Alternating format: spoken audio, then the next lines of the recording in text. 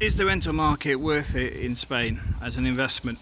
The first thing I want to say is there's often a lot of negative spin on that side because the media generally do that anyway. My personal view is there's a shortage of long-term investments. Long-term investments, long-term rental apartments in this area. I'll tell you now, I've been asked 4 times this week, can I get somebody a long-term apartment? And I've already told pretty much everybody, wrong time of year. The fact is, you're asking me when people are coming here on holiday. You've got no hope in this area. It is jam-packed, on top of the fact that Joe Bloggs down there could get €300 a month off you, or he can get €400 or €500 a week in holiday season. Which is he going to choose? That's the reality. But at the same time, we're looking at moving into property management ourselves. We're looking at upgrading properties to get all certification and stuff as well, so it's properly managed. So you're not. It's not a case of being rogue, because I know a lot of people do it privately, don't pay tax and all that sort of stuff. I can't be bothered with the headaches after that. I'd rather help you do it properly. And never have any comebacks, because when you come to sell it, they may actually turn around and go, you ain't selling it because you owe us money. Now, the reality is, a lot of these properties are ready to rent. I've just noticed there's sunbeds on the roof over there. So somebody's already enjoying the sun. These properties along here are older builds. Now, these are a 2-3 bedroom. You're looking at around 80,000 for these. If you go like 1-2 bed, you're looking at about somewhere between 60 and 80,000. If you're buying new, I would say you got a higher rental return, but will you get it back on the property is the question, because they keep building more new properties. This is why I think these types of places are much easier to rent. Because there is a demand for them. I mean, that's what I find funny when you look down here. The bottom one, se vende, for sale. This one over here, se vende, for sale. They've been like that for years, and I don't understand why people don't rent them out.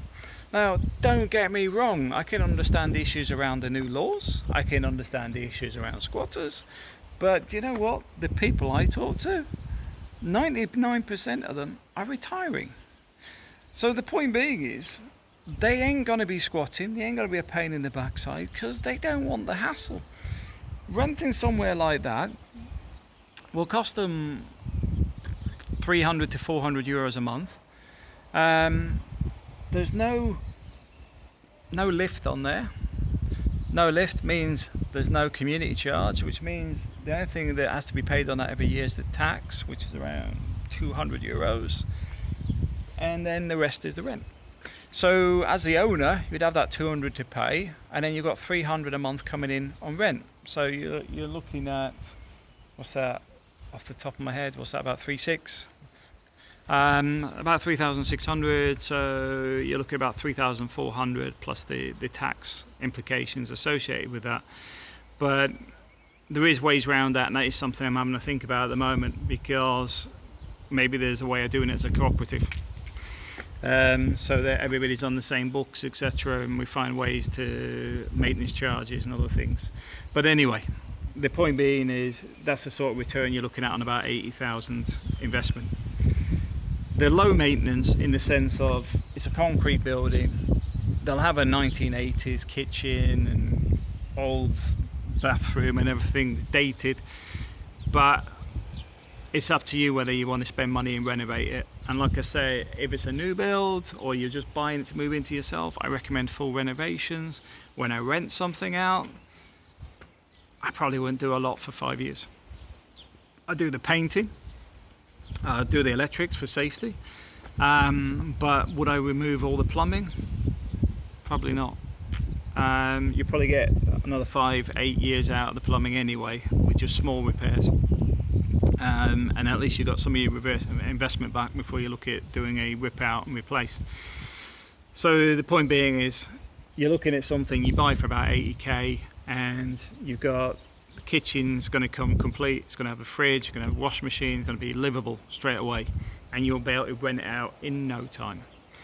Now if you go down the holiday rental route, which people are doing a bit rogue at the moment, because they're going, oh, it's a long-term rental, because then we don't have to comply with the new laws, and then it's only for like doing it on a weekly or whatever, just so they can advertise. You're looking at somewhere on that, I would say you get €400 a week, maybe even a little bit more. So you could rent it out in the first year, holiday season, then put a long-term tenant in, so you got a bit of recovery in the first 3 months if you buy it just before the holiday season. And it's definitely a market. I get asked all the time for the long term. Short term, same, very, very busy. You stick one of those on Airbnb and meet all their criteria, you'll have no problem renting the thing out. Would I live in one of these? Personally, not on the concrete side. But I wouldn't mind buying one to rent it out. That wouldn't be a problem. But I do think they're a bit cold for the winter because of the design on them. Maintenance wise, I think they have a community insurance on these, so they actually do renovations. They dig the steel out, treat the steel, then reseal the concrete up. In fact, I think they're just doing it over there. Look, see on the building there's a bit of scaffolding. I think that's what they're doing over there at the moment. But yeah, there is rental potential in them. You will find it very easy to rent them out. You will find that if you put a long-term tenant in there that's retired, they may stay there for the next 4 years without a problem. The good thing about the retirees is they're not trying to find work in the area. They've got the money coming in steady. They've got a life in the sense of they've got lots of stuff going on, so they're just coming in, dropping back to the apartment on a night for dinner or whatever, and going about their own business. They're not getting party drunk or annoying other neighbours and stuff. They're just chilled out and doing their own thing. Not that younger people do getting party drunk. It's just a case, I just want to say that there's a lot of retired people looking for long-term rentals. There is some families looking for rentals as well. And I've had a couple of people with young kids looking as well for houses. But I do find that the younger people want a lot more. So that's something to take into account. You know, they do say, oh, the bedroom's too small. Well, what do you want me to do? There's an, do you want me to extend it on the back there for you? You know, you've got to look at each property as well, because like here, because this is a tourist area, they're smaller apartments. You may find bigger places if you go more inland, but then you get people going, oh yeah, but what's the bus like? How far is it from Torrevieja? How am I supposed to get there every day? Look, do your own research on that side. I can, if you ask me how far is it, you know, and tell me, I've seen a place in Low Pippin, but I don't drive. I would say it's too far for most people. You know, if you're going to work in this area, it's a bit of a pain to get from Low Pippin to here. But yeah, definitely a rental market.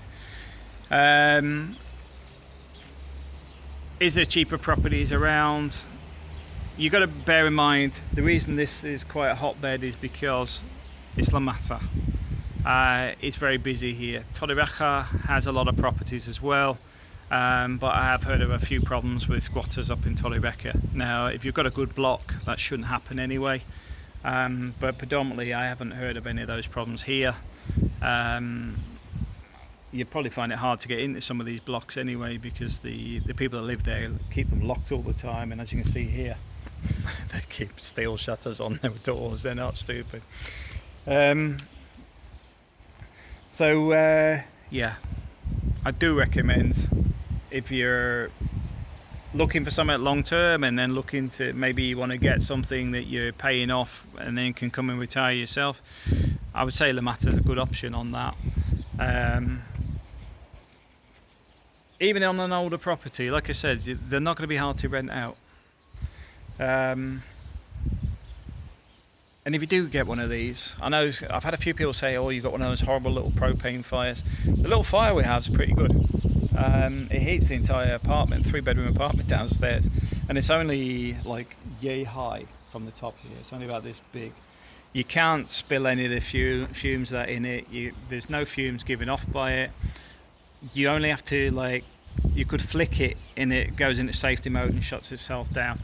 It's got a timer and everything on it. It's got safety guard for children. Very, very safe piece of equipment. And the big problem people have with paraffin heaters and stuff is a lot of the time it's because they seal them in the house. You're not supposed to seal, they're not supposed to be in sealed areas. These types of builds, because of the way they're built, they're normally not too well sealed. So you're not too fussed on that sense because it's naturally ventilated like most houses are anyway. I know I'm babbling on a bit, but that's one of the sort of solutions I'd put in there to get one of those little fires, because you don't have to run it for an hour a night, and you probably find it would heat the house to a point that what's in the house would keep it overnight, which is nice, and that's why I like it. It's cheaper than running the aircon, way cheaper. Anyway guys, thanks for watching.